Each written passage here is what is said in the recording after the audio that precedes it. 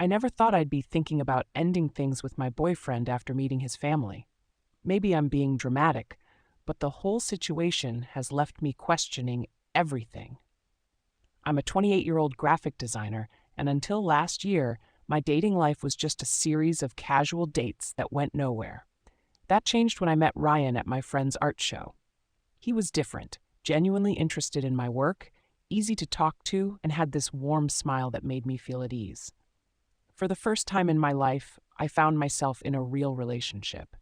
Ryan became my rock. He'd bring me coffee during late-night design sessions, celebrate my small wins, and hold my hand through the tough days. Being my first serious boyfriend, he helped me navigate the ups and downs of a committed relationship. Despite my initial fears about getting too serious, his constant support made it easier to open up and trust. Last weekend, Ryan invited me to his father's birthday dinner. "It'll be small," he promised, "just my parents and siblings." Given my anxiety around large groups, this reassurance meant everything. I wanted to make a good impression, and a quiet family dinner seemed manageable. But the moment we pulled up to his family's mansion, yes, mansion, my stomach dropped. The house was enormous, with fancy columns and perfectly trimmed gardens. Ryan squeezed my hand and said everything would be fine, but walking through those grand doors, I realized he'd completely misled me. The house was packed. There were aunts, uncles, cousins, grandparents, and people Ryan admitted he hadn't seen in years. My anxiety shot through the roof, but I tried to keep it together. I stuck close to Ryan as he introduced me to what felt like 100 relatives.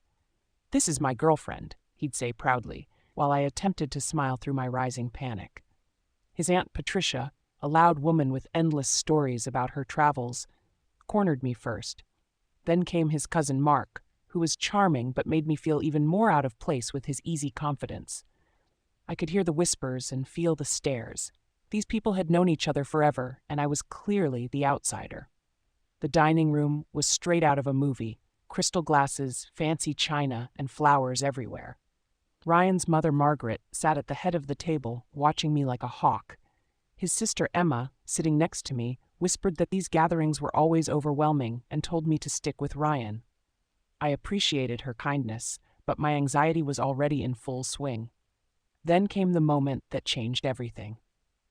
Margaret, with her perfectly styled hair and sharp eyes, started asking me questions. They seemed innocent at first, about my work and background. But then she dropped the bomb. "Is Ryan your first boyfriend?" When I nodded, she raised her eyebrow and said, "I guess that explains it then." Confused, I asked what she meant. "You've been clinging to Ryan all night," she said bluntly. "It's understandable if he's your first, but he needs his space too." My face burned with embarrassment. I tried to explain about my anxiety and the unexpected crowd, but she dismissed me with a wave of her hand. "He's a grown man. He needs his freedom." Ryan finally spoke up, but his words felt weak. "Mom, can we not do this now? It's Dad's birthday." He didn't defend me. He didn't mention that he was the one who often reached for my hand, or that he'd promised me a small family gathering. He just sat there, letting his mother humiliate me in front of everyone. I could feel the tears coming as whispers and glances circulated around the table. Even Emma's attempts to change the subject couldn't fix what had just happened. I leaned over to Ryan and whispered that I needed to leave. He looked concerned but nodded, helping me make my excuses. The moment we got outside, I broke down. The moment we got outside, I broke down completely. "I felt so attacked in there," I sobbed, barely able to get the words out. "Your mother humiliated me in front of everyone, and you just sat there. You didn't even try to explain about my anxiety or tell them that you were the one holding my hand half the time."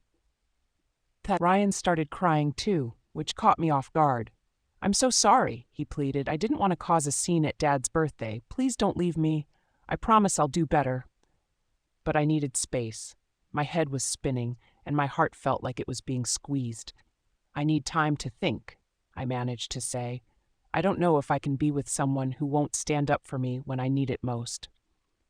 I drove home that night with tears blurring my vision. The next few days were awful. Ryan kept texting and calling, apologizing over and over. "I love you," he'd write. "Please give me another chance. I'll make this right." But I needed time to sort through my feelings. Emma, his sister, reached out too. She called to apologize for what happened and admitted that her mother could be harsh sometimes. "I should have done more to help," she said. "Mom can be really direct, and I know she hurt you. I'm here if you need to talk." Her kindness made me cry again, but it also made me wonder, if she could see how wrong it was, why couldn't Ryan? I spent hours talking to my friends, trying to figure out if I was overreacting. My best friend Sarah was firmly on my side. "You deserve someone who will stand up for you," she insisted. "It doesn't matter if it was his dad's birthday, he let his mother tear you down in front of everyone." But my friend Tom had a different view. "Maybe he just froze," he suggested. "Meeting the family is scary enough without drama. Give him a chance to make it right." I was so confused that I decided to see a therapist. During our session, she helped me realize something important. This wasn't just about one bad dinner. It was about trust and support. Could I count on Ryan when things got tough? Would he always choose keeping the peace over standing up for me? The therapist suggested I write down everything I was feeling.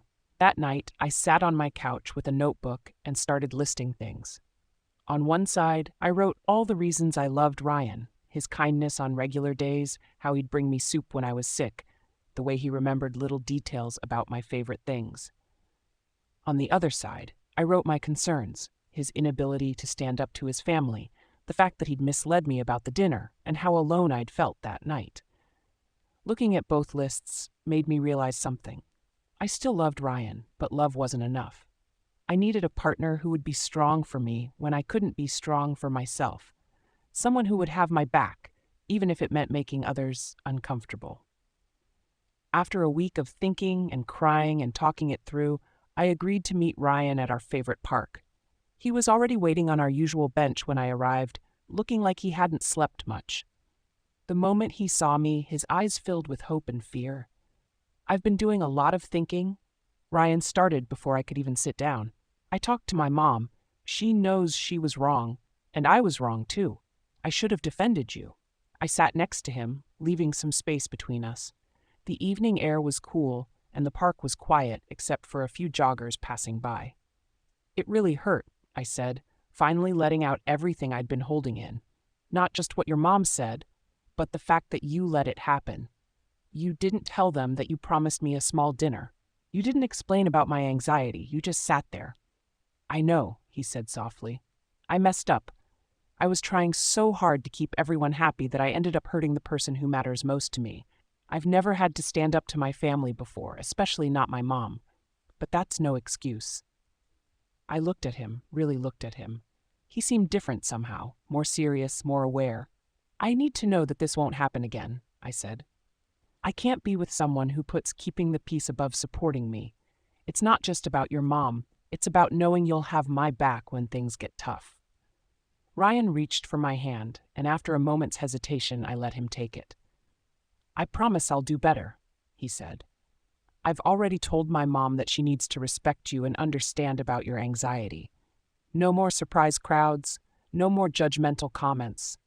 And if she or anyone else in my family steps out of line, I'll speak up immediately."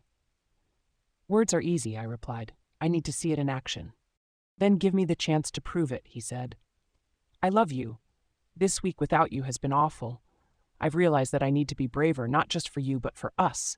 I can't lose you over being too scared to stand up for what's right."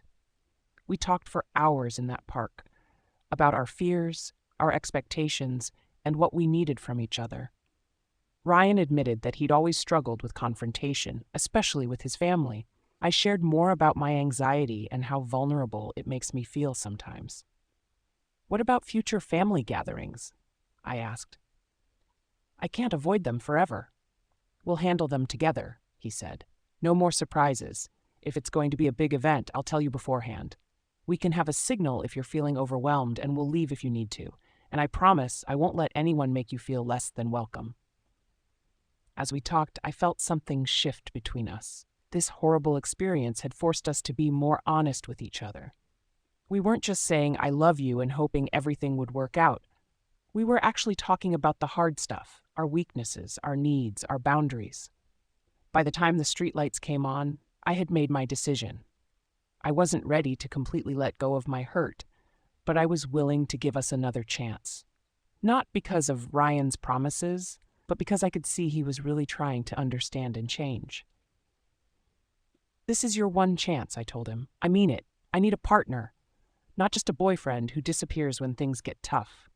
He nodded, squeezing my hand. "I understand. I won't let you down again." As we walked back to our cars, I felt cautiously hopeful. Yes, that dinner had been horrible, and yes, Ryan had let me down but relationships aren't just about the perfect moments. They're about how you handle the tough ones, too. We both had growing to do, and at least now we were being honest about it. The next day, Ryan sent me a text. "Having dinner with my mom tonight. Going to have a serious talk about boundaries and respect. I love you." Reading that message, I smiled. Maybe sometimes it takes hitting rock bottom to build something stronger. I don't know what the future holds for us, but I do know one thing. Whatever comes next, I won't settle for anything less than a true partnership.